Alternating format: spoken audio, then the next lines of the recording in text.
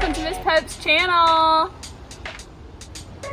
featuring Miss Nancy's Garden.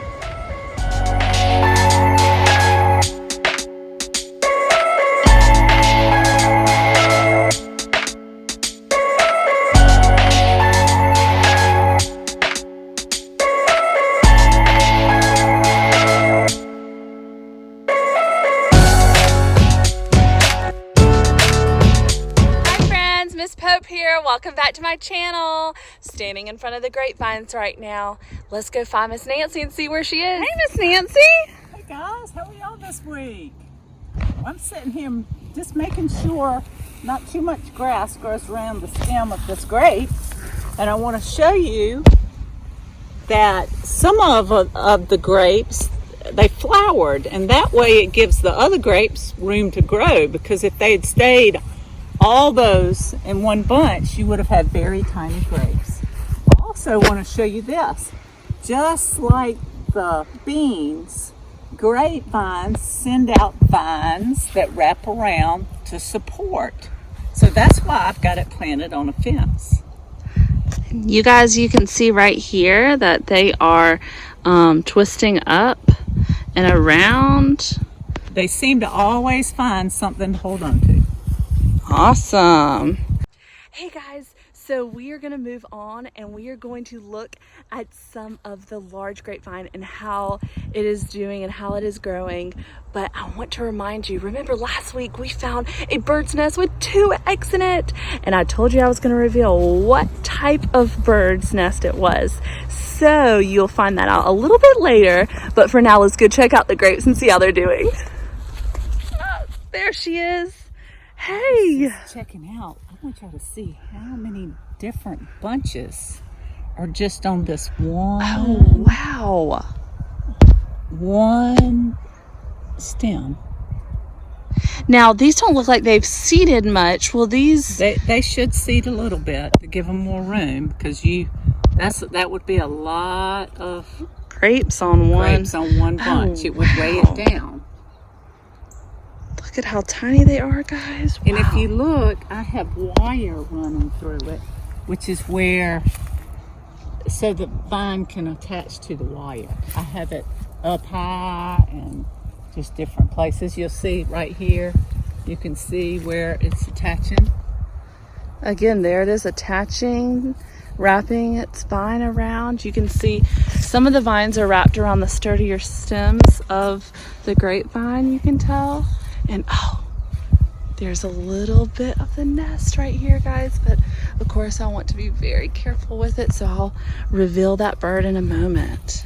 Okay, awesome. Well, this is looking great, Miss Nancy. Let's go check out some other things. Hey guys, I wanted y'all to see the start of the cucumbers. So you can see it's going to look like a cucumber at the end. It's got a flower on the end, and then there's the cucumber up against the stem. And so the flower will fall off and you'll pick the cucumber. So next week we should really start being able to tell whether it's a cucumber. Wow, y'all, look how amazing that is. That thing is so tiny right now, but it will actually be a cucumber. And I see so many on here, y'all. So I am super duper excited to follow this to see how they grow. Guys, I am so excited to show you.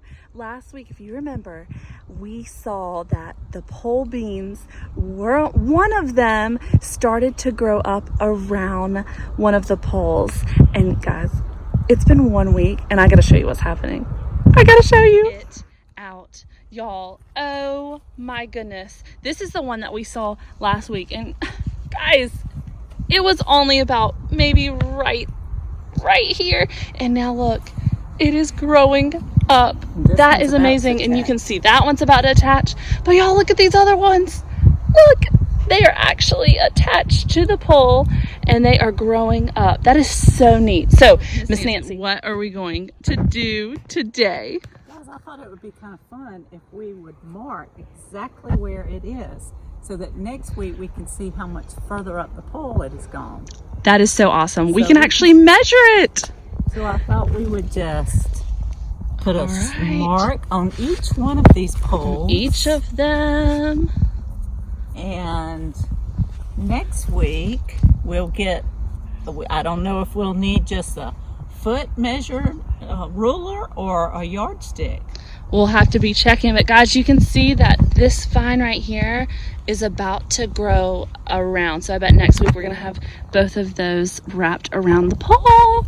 That is so cool. So last week we spotlighted the Sweet Million tomato plant, and so today we're going to share another tomato plant that Miss Nancy is growing. So let's check it out. Before we talk about the new tomato plant for this week, check out our Sweet Million. Look at all those tomatoes that are growing. Miss Nancy, how's it doing? It's looking great, and as you see, it's kind of getting it's going from a dark green to a little lighter green and a white, and hopefully next week maybe we'll see some little bit of red coming on it. That is awesome, and you can see that that plant is growing taller and stronger. So cool. So the spotlight tomato plant for today is Better Boy. So Miss Nancy, tell us a little bit about Better Boy, and let me show you the plant. Bam! Better Boy. Look at there on the Better Boy. We've got some blooms coming in. Awesome. This plant will have bigger tomatoes, big red tomatoes, where the cherry tomatoes, the Sweet Million, just has little tiny tomatoes that you can just pop in your mouth and eat all at one time.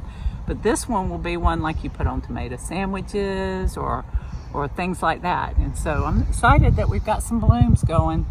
We also have some pre-blooms. Can you see that, Miss Pope? Oh, there we go. Yeah. Those will be flowering next week. Oh, we will definitely check back in and see those out. That is awesome.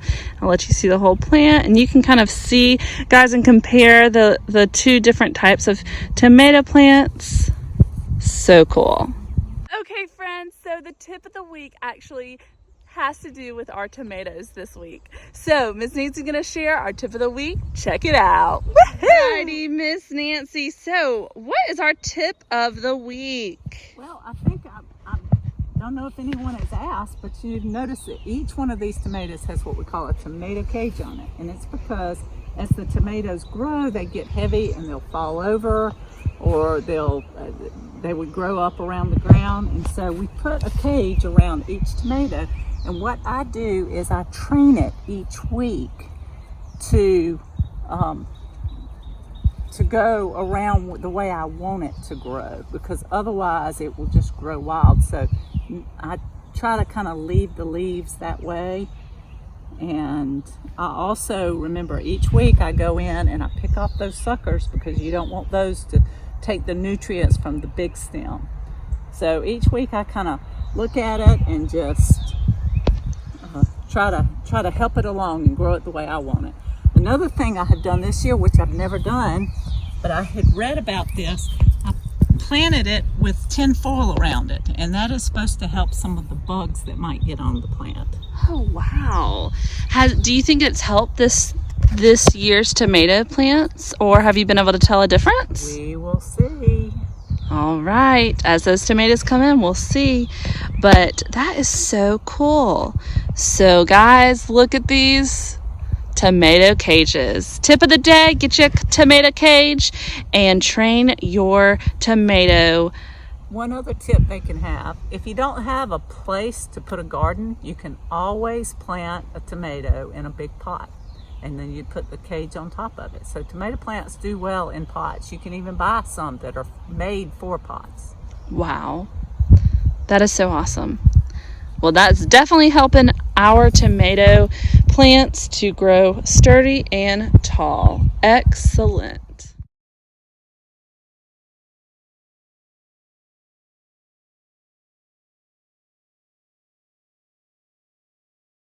All right, guys, the bird nest and those eggs are actually cardinals.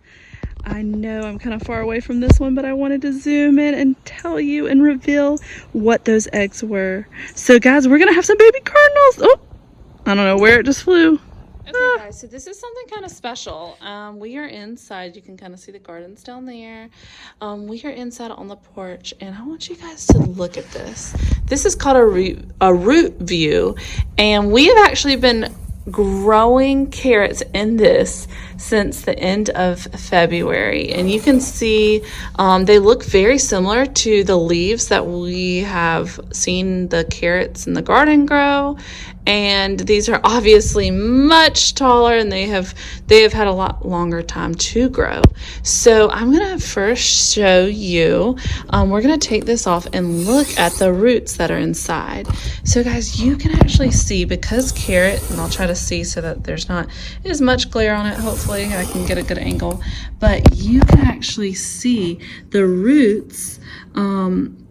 Carrots are a root vegetable, so they do grow down in the ground, but just as we know, all plants have roots, and you can see the different roots that have grown down from the seeds being planted, and then you can tell here comes the stems growing into the leaves. So it's pretty cool thing. So I'm gonna actually pick a carrot out now so that you can see. Now it's probably gonna be a baby carrot, but we are going to actually pick one out. So if we pull this one out, y'all, that is actually, Miss Nancy's gonna help us cleaning off. Orange. And you can tell it is looking orange. Now, obviously, this, we would typically leave it for longer, but I wanted to show you guys what it was looking like. And we could actually you can see the roots that are growing off of the carrot, the actual part that you eat. And, and I just have to say, y'all, this is pretty funny. I'm gonna lay it down right here so you can tell that it is actually, for that little tiny carrot, look at the long stem and the leaves that are hooked to it. Okay, friends, so I'm actually going to try this little tiny carrot and see what it tastes like. I mean, it's turned orange and it's really tiny, so let's see.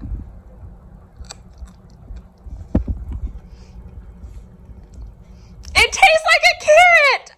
Everyone remember the Clemson spineless brand of okra that Miss Nancy says she uses. And remember, I told you that in 1939, they developed this type of okra brand, or the seed, the variety of okra, as Miss Nancy likes to say. So if anyone did the math, drum roll, please.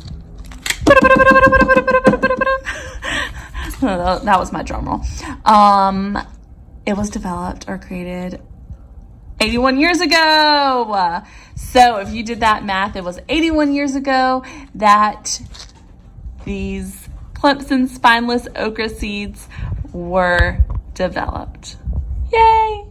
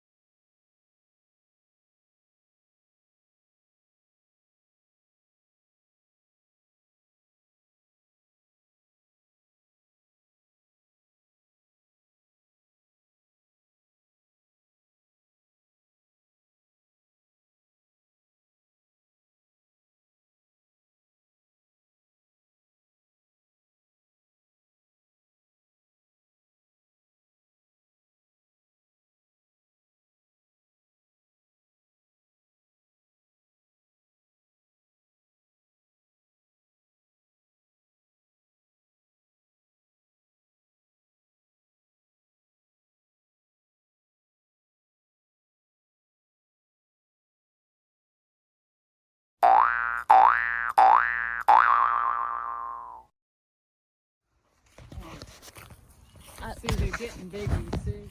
Let's see. Something there.